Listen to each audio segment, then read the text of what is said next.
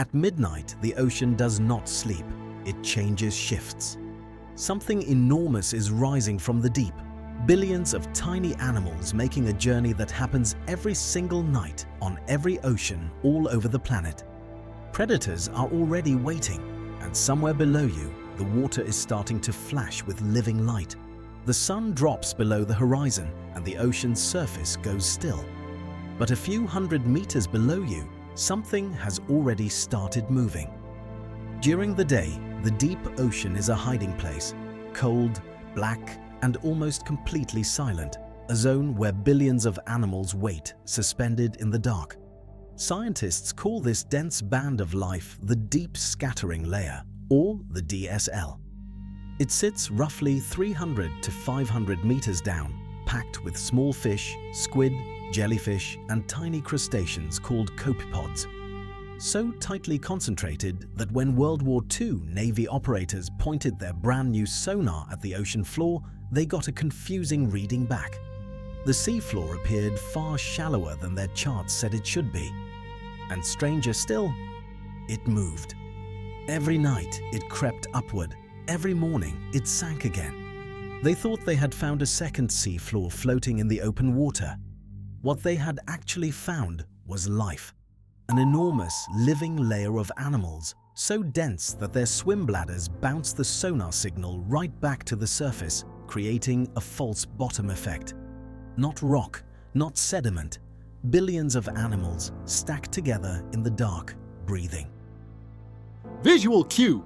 Finn peers over the edge of a small boat, squinting at a sonar screen showing two sea floors, one real, one moving. Finn, there are two bottoms. That moving layer is driven by one of the most extraordinary behaviors on this planet. Deal vertical migration. Every single night, those animals leave the deep and swim toward the surface. Copepods, shrimp, small fish, jellies, all of them making a climb of hundreds of meters through pitch black water. And every morning they descend again. This is the biggest migration on Earth, and it happens on every ocean, on every night without exception. The reason is straightforward, and it comes down to one thing: light. During the day, the ocean's surface is dangerous. Predators use sunlight to hunt. They can see, and they are fast. For a tiny, translucent copepod, being near the surface in daylight is a death sentence. So the deep becomes a refuge, cold, dark, safe. But at night, the light disappears, and darkness becomes armor. The surface waters are rich with phytoplankton, tiny photosynthetic organisms that spend the day near the top of the water column soaking up sunlight. When the sun goes down and the hunters lose their advantage, the copepods and shrimp begin their climb. They rise through hundreds of meters of black water, moving toward that faint, diffuse glow near the surface, a glow that means food. Visual cue.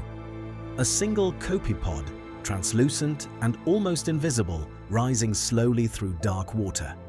Around it, hundreds more, then thousands. Then the frame pulls back and the whole column is moving. This migration is so vast, so coordinated, that it does not just move animals, it moves the ocean itself.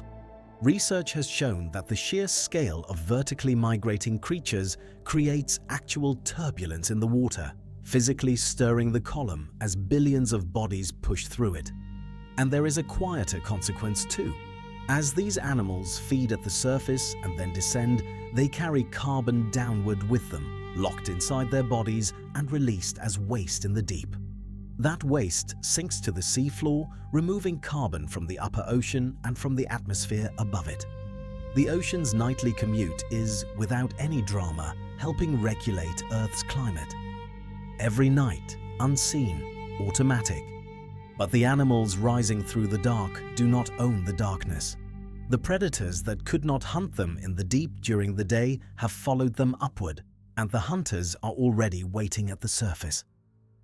If you were a tiny copepod making that climb every single night, hundreds of meters through total darkness, with predators waiting above, would you risk it or stay hidden in the deep? Drop your answer in the comments below. because something else is waiting up there too, and it does not hunt with eyes. But the animals rising through the dark are not rising into safety. They are rising into something else entirely. By midnight, the surface layer is no longer just full of copepods and shrimp. Whales, dolphins, and sharks have tracked the DSL upward, following the density of prey the same way a current follows a slope. The darkness that protected the small animals during the day has not disappeared. It has simply been shared with hunters who have learned to work without light. These are not daytime predators waiting for a sunbeam. They are built for this. Echolocation, pressure sensitivity, lateral lines that read the faintest vibration in the water. A whale moves through the surface layer and the copepods scatter, and in scattering, they disturb something. The water starts to flash. This is bioluminescence, the ability of living organisms to produce their own light. And in the open ocean, it is not rare. It is everywhere. Roughly 90% of animals living in the water column are capable of producing light. Not glowing in the way a lamp glows, but flashing, pulsing, responding. When a wave breaks, when a fin cuts through the water, when a current pushes against a dense patch of plankton, the disturbance triggers a cold blue-green fire that traces the shape of whatever moved through it. Visual cue. A whale's body moves slowly through the surface layer, trailing a long ribbon of cold blue-green light behind it, the outline of its passage written in living organisms. Finn, very quietly, it's riding its own wake. But bioluminescence is not decoration. Down in the deep, where the DSL spent the daylight hours, creatures use light the way a predator uses teeth. An anglerfish dangles a glowing lure above its mouth, a single point of light in total darkness that draws curious animals close enough to catch. A squid, threatened, releases a cloud of bioluminescent ink, not to hide, but to dazzle, to leave a glowing ghost of itself in the water while it escapes in the dark. Some animals flash to communicate. Others use light patterns to match the faint glow filtering down from above, erasing their own silhouette so a predator looking up cannot find them. The deep ocean after midnight is not dark.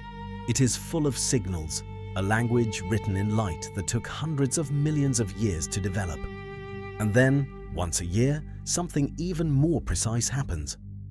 On certain nights, timed to the full moon, to warm water, to a temperature threshold that the reef has been waiting for, coral reefs release.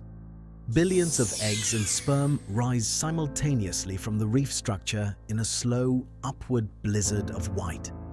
Entire reef systems, spanning hundreds of kilometers, synchronize this release to within the same few nights, coordinated by moonlight across open water. The surface clouds with it. From above, it looks like the reef is snowing upward. Visual cue! Finn floats at the surface, looking down. Below him, the reef exhales. A slow, white drift rising through the dark water. This is the ocean running on a schedule older than any human civilization. The coral does not decide. The copepods do not choose. The DSL does not negotiate. It all runs on cues: light, temperature, pressure, the pull of the moon. The same cues, the same responses, the same clockwork every single night. And then, before sunrise, the reversal begins. The DSL descends. Copepods, shrimp, small fish, all of them sinking back toward the cold and the dark, carrying the carbon they absorbed at the surface down with them into the deep. The surface goes quiet. The bioluminescent flashes slow, then stop. The water smooths out. By the time the sun touches the horizon, the ocean looks still. It always does. But now you know what just happened underneath it. A migration of billions, a hunt in total darkness, a reef exhaling into the night, and a layer of living light tracing the passage of everything that moved. Every ocean, every night, whether anyone is watching or not. Subscribe to Creature Field Notes for more cool videos about nature.